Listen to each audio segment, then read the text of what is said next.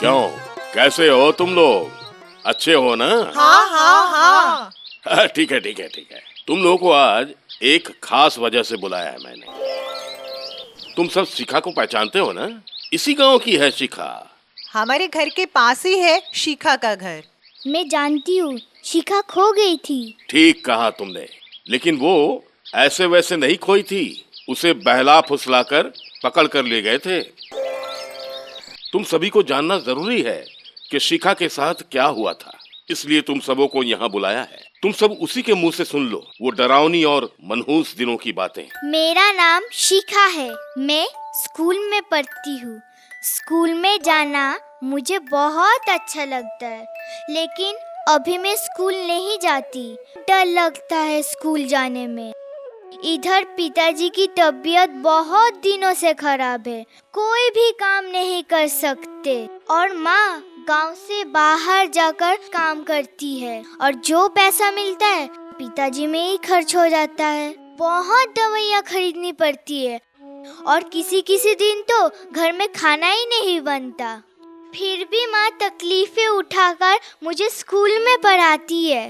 पर मैं सोचती थी कि मैं भी अगर कोई काम करती तो माँ को मदद मिलती और पिताजी का इलाज और भी अच्छी तरह होती। यही सब सोचते हुए मैं एक दिन स्कूल से लौट रही थी। शाम का समय था। घर पहुँचने में काफी समय बाकी था। अचानक सामने एक महिला को देखी। मैं शहर की थी। मुझे देखकर वो मेरे पास आई और कहा, तुम्हारा नाम शिखा है ना? तुम मुझे नहीं पहचानोगी। तुम्हारे पिताजी मुझे पहचानते हैं। पिताजी कैसे हैं? माँ कैसी है?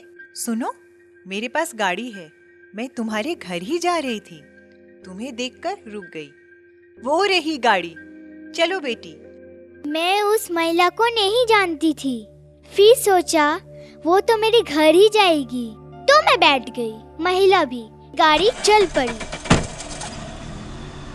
लेकिन गाड़ी हमारे घर के तरफ ना जाके सीधी जा रही थी। मैंने कहा, मेरा घर तो इस तरफ नहीं है। मेरे कहते ही पीछे से कोई मेरे मुंह पर रूमाल दबा दिया। मैं सो गई। फिर जब आँख खुली तो देखा मैं एक अंधेरे घर में सोई पड़ी हूँ। फिर सामने देखा गुंडे जैसा एक आदमी खड़ा है। मैं डर से चिल्ला पड़ी और वो गुंडा मेरे मुंह को दबाते हुए बोला, चिल्लाओगी तो तुम्हें जान से मार डालूंगा। जरा भी आवाज किया तो तुम्हारे सर का बाल सब उखाड़ फेंकूंगा। खाना है चुपचाप खा लेना, मैं दरवाजे के बाहर ही हूँ। गुंडा बाहर निकलकर दरवाजा बंद कर दिया। मुझे लगता था वो गुंडा मुझे मार देगा। डर से मैं रो भी नहीं पा रही थी और ना ही मैं शोर मचा पा रही थी। माँ की बहुत याद आ रही थी और मैं रो रही थी। आंखों से आंसू बहते बहते कब मैं सो गई मुझे पता ही नहीं चला। आँख खुलते ही घर में धूप पड़ा तो समझी सुबह हो गई। वो गुंडा फिर से आया और हाथ में चाय बिस्किट लेकर। मैं डरती हुई बोली, मैं घर जाऊंगी।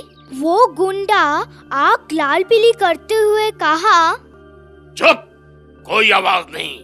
अब कुछ कहा तो सीधे यमराज के घर भेज दूंगा, समझी?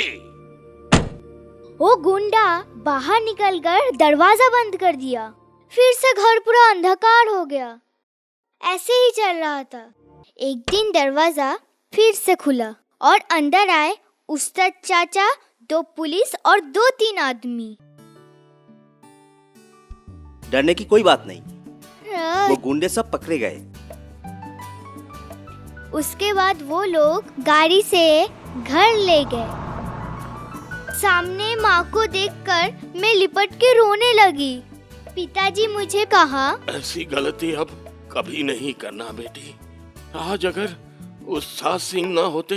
मैं दिली दिल में सोचने लगी कि ऐसी गलती मैं कभी नहीं करूँगी। तुम लोग भी मत करना ऐसी गलती। क्यों, सुना ना शिखा के मुंह से उसकी उस मनहूस दिनों की बातें। अगर मैं ठीक समय पर नहीं पहुंचता तो क्या होता? अगर वे लोग उसे बाहर बेच देते तो आज। लेकिन शिखा तुम सबों को बहुत कुछ सीख दे गई। अनजान लोगों के साथ कभी भी कहीं भी मत जाना। अनजान लोग कभी कुछ दे तो मत खाना। कुछ भी करने से पहले अच्छी तरह सोच लेना कि ये काम सही है या गलत। हर विषय में माता पिता से राय जरूर लेना। आफत विपद में पड़ने पर कभी डरना मत। कैसे उस विपद से बाहर निकला जाए ये बार बार सोचना।